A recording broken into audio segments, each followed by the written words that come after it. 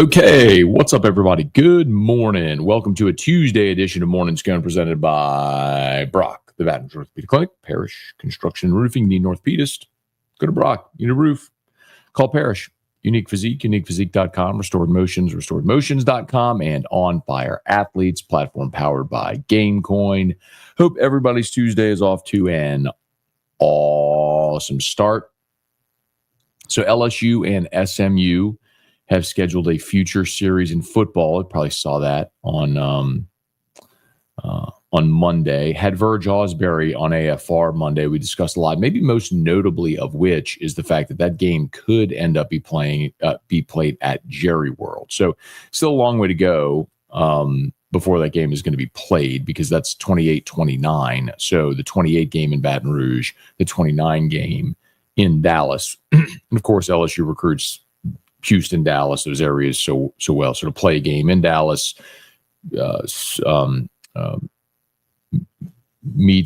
satisfies your Power 4 requirement. And even if we do see SEC go to 9 league games, they're probably still going to have a Power 4 requirement. So it still satisfies that. So all things good to see. There. The NBA draft lottery, Pels will pick 7th. And disappointing. They had the 4th worst record, and you end up going down in the draft lottery. So such is that format. If you're going to abide by that format, those things can happen. It's great when it works out for you, like you did with AD and Zion. It's not so great whenever it works out this way and you pick 7th. So anyway, all right. We'll say some good morning, y'all. Let me know what y'all got. Fire away. Questions, comments, concerns, all that sort of stuff. We appreciate you for hanging with us. Hey, Kelly, good morning. Jacob, good morning. Love the car bit yesterday on AFR. Also about John Emery going to UTSA. Hope he does well. Yeah, I mean, I've said that so many times, man. I'm pulling for John. Hope he does exceptionally well in whatever his path is. Dude could have left LSU any of the last 4 years and gone pro. Instead, kept coming back. Has persevered through a lot. Got his college degree. So I hope he stays healthy and has an opportunity. Interestingly, so Tommy Robinson is the running backs coach at UTSA, and Tommy Robinson was the running backs coach at LSU, who recruited John Emery to LSU back in 2019. So a little full circle moment there. Hey, Thomas, good morning. Caleb, the NBA is so rigged. Yeah, I knew I would get that from somebody, Caleb. I just think that mentality is such a lowest common denominator mentality. Like, the worst thing in the world, like if you actually think about it intellectually, the worst thing in the world for a professional sports organization or any sports organization is to doubt the integrity of the outcomes. Because then you're professional wrestling. You could be entertaining, but then you're not actually competitive. I mean, think about all of the sports betting involved, the $1 million contracts, the $1 billion TV contracts. Tell me all that and it's rigged. Like, if it's rigged, why did Zion land in New Orleans? Why did AD land in New Orleans?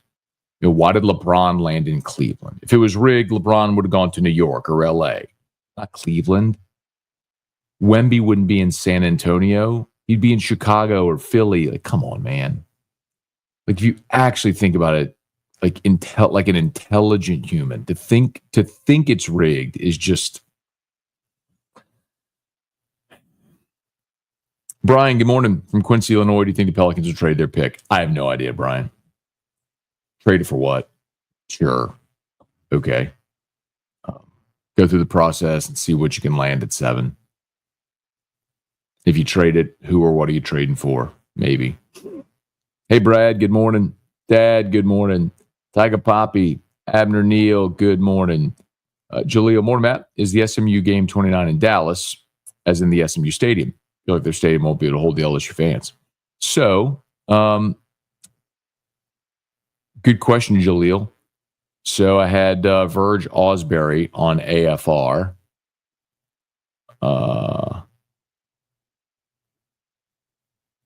At Verge on AFR yesterday. And I asked him that exact question. If they would play it on, so Gerald Ford Stadium on campus there at SMU, the capacity is like 34,000 or 32,000, something like that. So I said, could you play this thing at Jerry World? Let's see. We talked to the athletic director about that, and there's a possibility that game could be in Jerry's World. We don't want to talk about that too early, but that's something we left open in the contract where that game could be. Their stadium was 40,000-seat stadium. So we understand, both of us understand that could be a marquee game in Dallas, and if it presents itself, we would like to play a game in Jerry's World. How does the revenue get split on that, Verge, when you go play a true road game? That's what we have to determine. Because right now we have it split as a home and home. I think we left it in the contract when it gets to that time. We'll look at the revenue, how much we could generate, ticket sales, and those type of things to make a difference in payment. So obviously you play the game at Jerry World, which seats 80,000. You may not fill 80,000, but you're going to get a lot more than 32,000 in that you get at Gerald Ford Stadium. Just the alumni base from LSU and Houston and Dallas had to travel, and then for a lot of LSU fans, that could even be a day trip. You can drive to Dallas in 7 hours? Theory you could. If they play a night game, you could drive that game.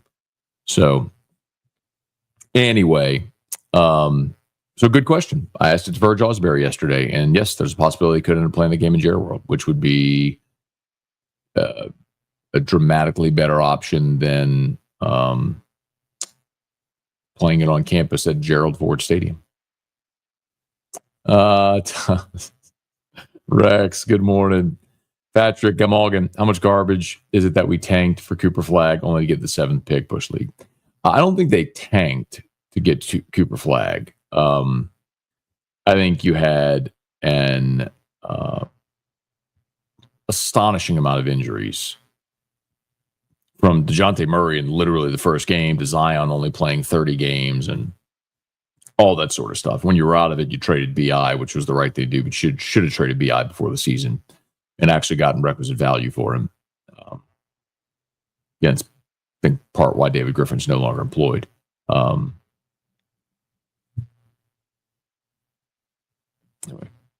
Brad, thank you for asking Verge about week 0 scheduling. Finally understand it now. So I asked, so we talked about that. Well, hang on.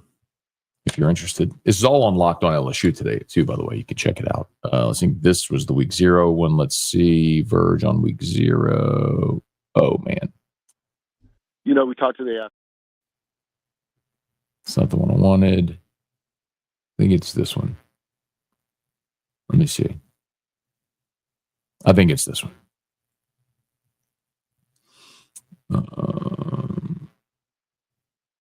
And I went into detail about, anyway, whatever, it's not loading. Here, let's see if this is it. We look at everything right now, Matt, and week 0 games are in play also. We hadn't discussed that in the past, but in the future with the new scheduling formats and what's coming out, we might do a week 0 game every once in a while. So we have everything on the table right now, and that's what we're pretty much doing, just trying to focus on how this thing is going to look here in the future, how the scheduling is going to look, and how the changes are going to take place. So we be prepared for it. We want to give our team, as you know, LSU the biggest advantage going into these type of games. So the thing that he explained about week 0 is you can only play a week 0 game if you have an opponent on the schedule that is playing an international game or is playing Hawaii in Hawaii. So you would have to look at that number of teams, and it doesn't have to be like the next week or whatever. It's just if they play one of those games at any point on their schedule. So basically, go look at 2029 and see who's playing at Hawaii and who's playing an international game. And if you got those teams on your schedule, you could play a week 0 game. Brett DeGrow, Bubba Smith, Seth Rushing, Elite, Chris Smith. Good morning, y'all. Good morning, everybody. Have you heard anything about the Coach O film coming out? I haven't. I didn't even know there was. I assume you say talking about the Coach O movie. I didn't know. Drew, good morning. Last night I was talking to a Mississippi State grad about their coaching search. Made me realize again how fantastic of a job Jay Johnson of a hire Jay Johnson was, decade plus left, and a true assassin. Yeah. And Jay wasn't necessarily the first choice either, but it's the benefit of going through the process and vetting candidates and conducting interviews, and you'll find oftentimes the right person. For what it's worth, Tom Walter is a name that I heard is pretty prominent in the Mississippi State search. So Tom Walter at one point was at UNO. He's now the head coach at Wake. He's had a lot of success there at Wake. But my understanding is he's just having a real hard time getting buy-in in the NIL era. So, from boosters and stuff, getting money to be able to buy his roster and compete at that level. So, the interesting thing about State is, they have a very loyal fan base. They have a great fan base in baseball. Obviously, great facilities, SEC, all that stuff. You can win there. Lamona showed it. But their NIL budget isn't what it is in other places. So it's still very hard, relatively speaking, I should say, to win there. Hey, Brent.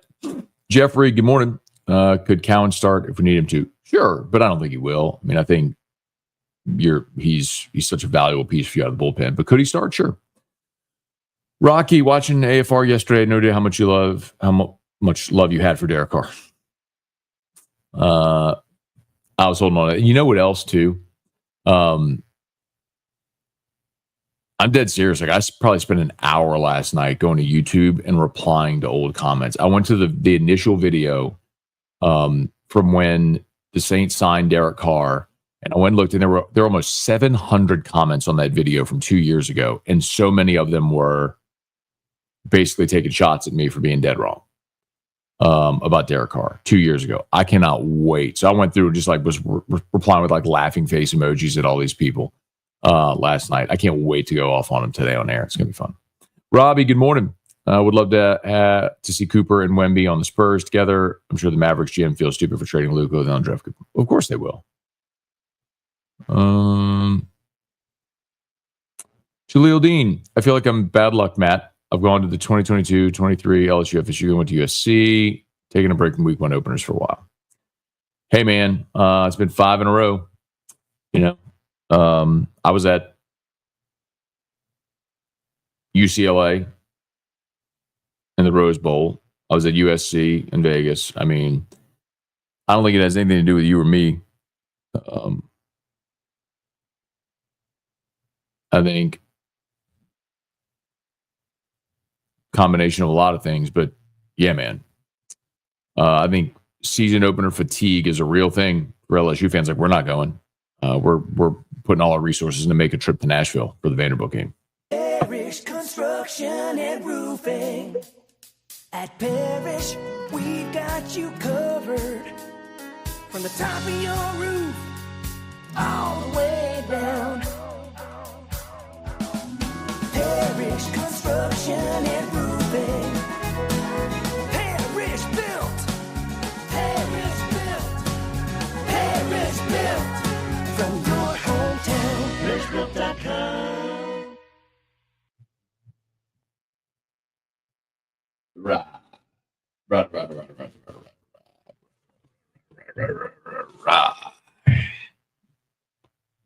Right. Parish. Help us spread the word, y'all. Love to give you that free, no obligation roofing inspection. Let your peeps know. Friends, family, co-workers, neighbors. Got a roof issue. Parish Construction and Roofing, ParishBuilt.com. Trivia Carter, good morning. Oh, you know what I didn't do? Gosh, dog it.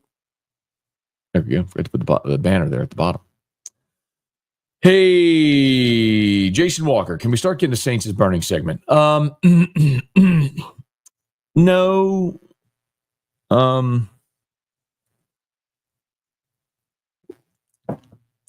The thing about the Saints is the Saints are what they are. Well aware of what the Saints are. The funny thing about Bama's burning is they were so dominant for so long. Watching the thing catch fire was awesome. Still is. And their fan base just doesn't know how to deal with it. They don't know how to deal with being mediocre. I didn't say bad. I said mediocre. Average. Good. Just not dominant. And that makes it funny. The Saints have been awful for most of their history. I mean, the Peyton Breeze era was a shining star amid a dark night.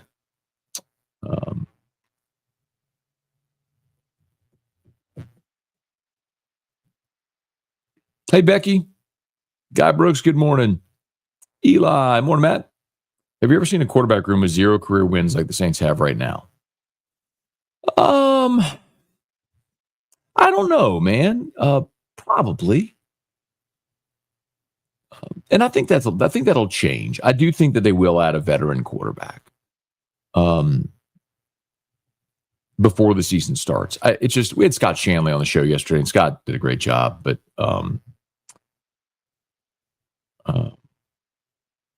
he talked about that too, like his belief that they'll add. It's just really hard to go into a season without any veteran quarterback. Yeah. But yeah, I mean, maybe there's a similar situation, but I think I'll put you this way: if they go into the season just with these 3 guys, that would be a pretty strange one-off. Hey, Thomas, new number 1 bats better start picking up. I don't know, man. They scored 13 runs on Saturday. It's pretty good. They had 10 hits on Sunday. It's pretty good. Just didn't score much. Scored 4 runs. Hey, Reed. Scone, do we do a bullpen day Thursday to keep Anderson Ianson on schedule? Well, I think here's the thing. Good question, Reed. 2 things. Number 1, excuse me. Number 1, how healthy is Anderson? Right, coming off of the scare with his wrist last week. That's number 1, and that's most important. Number 2, are you planning on throwing these guys in the SEC tournament? Because I know when you get there and you play, you want to win, but the reality is you win 2 games this weekend, you've got a national seed locked up. You don't need to win. It would almost be more beneficial to treat your game Thursday or Friday in the SEC tournament like a midweek game and just throw Schmidt and Ware and Rizzi and all those guys and probably bow out and rest Anderson and Ianson and basically give them a week off before regionals. Like, let them heal and get fresh and for the postseason run. That'd be amazing. Happens in Major League Baseball all the time. Guys skip starts. Like, if you feel like you need some that, you skip a start and then you pick up your next one if you need a little rest. I would love to see that work out that way. I don't love the idea of Anderson back-to-back weeks on short rest. Because remember, they had the Friday game against A&M moved to Saturday for the doubleheader. So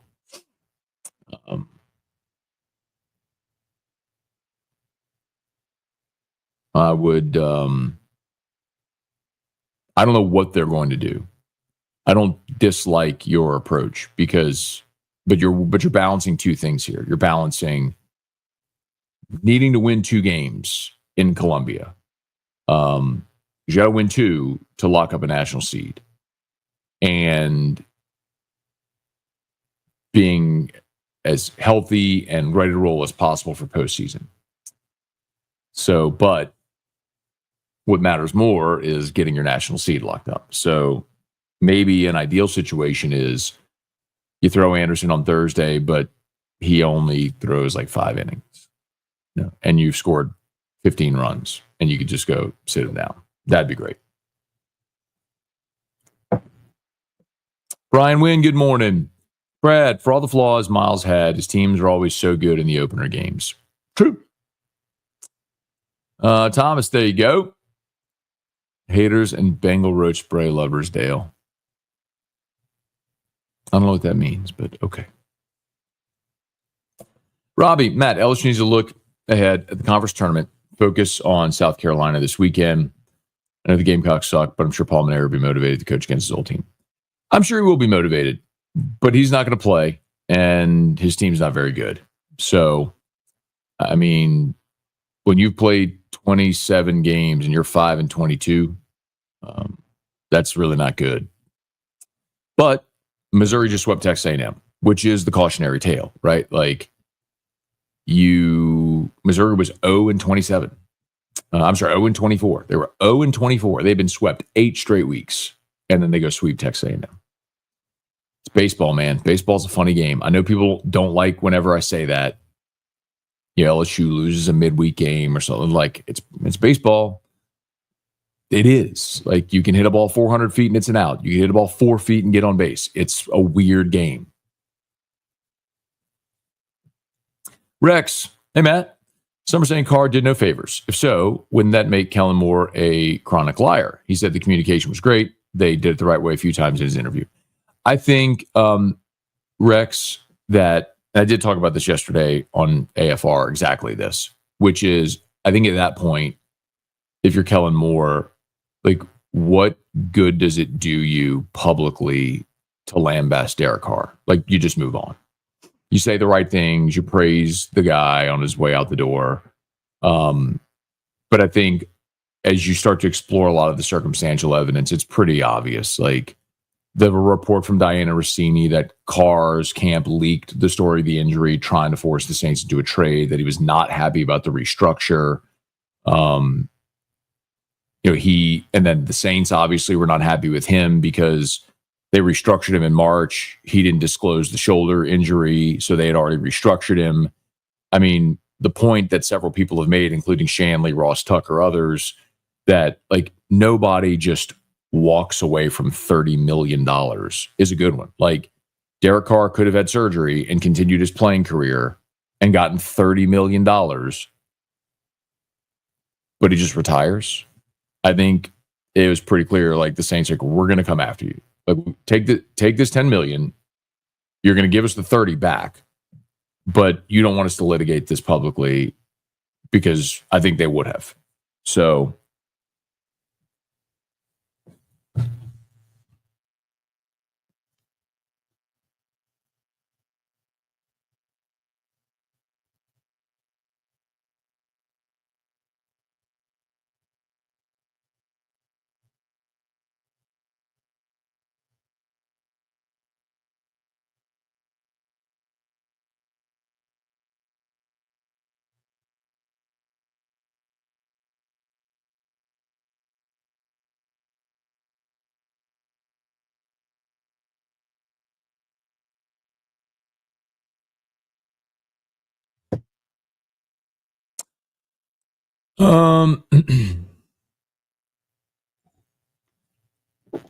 couple more here. Please smash the like button if you would. Subscribe to the channel, Facebook, like the page, share the post. So Brian Wynn said Russell Wilson. A lot of people have mentioned Jameis as well.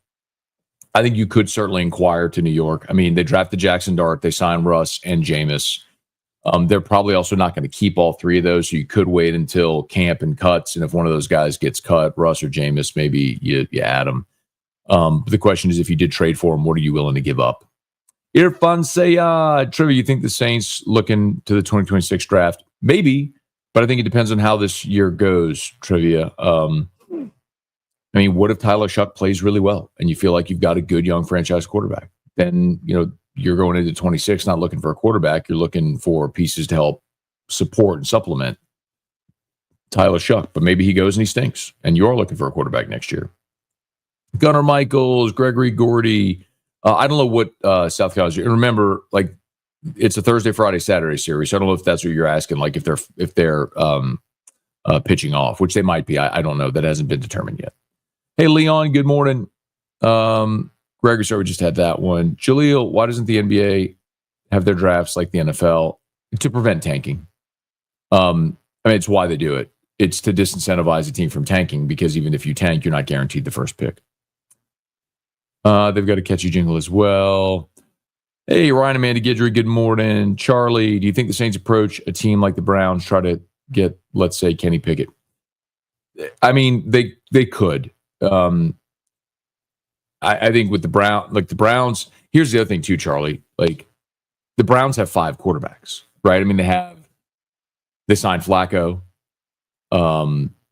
They drafted Dylan Gabriel and Shadur, and they got Deshaun Watson. So, like, you could wait for roster cuts. They're not going to carry 5 quarterbacks, so somebody's getting cut. What if Shadur gets cut? What if Cleveland cuts Shadur? Great.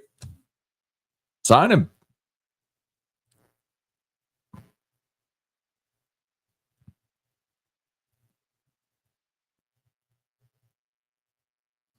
Carr doesn't like gumbo. Chance. Odd to have LSU-SMU same day on separate subject. Oh, you mean because of the flip? The kid who flipped? Ja'Kai Anderson? Is Missouri... Yes. If Missouri... Whoever wins the conference tournaments gets the auto bid. So if Missouri won the SEC tournament, they would get the auto bid from the SEC and would be in. Remember a few years ago when Tulane, in the 23 championship season, Tulane was sub 500 that year. They were like a 19-win team, but they won their conference tournament, so they got in the field. And so then that's when LSU threw Skenes against Tulane, and I lost my mind because that was like using a bazooka to kill a bunny. It was overkill. It was an awful Tulane team. Like, why in the world are you burning Paul Skenes in that game? But anyway, I have said this for weeks and weeks and weeks now. Teddy Bridgewater is not currently with the team. He is a free agent. He had retired, but came out of retirement to play for Detroit. And I think he could be coaxed back to New Orleans. I would love to see that happen. Okay, I have to go. Thanks as always for being with us. Smash the like button, subscribe to the channel, Facebook, like the page, share the post. All of our sponsors are linked in the description on YouTube, tagged on Facebook. Remember, they always scroll here at the bottom, so if you need info, it's there. And remember, Locked on LSU is live, podcast or YouTube, Locked on LSU and AFR3. We'll see you.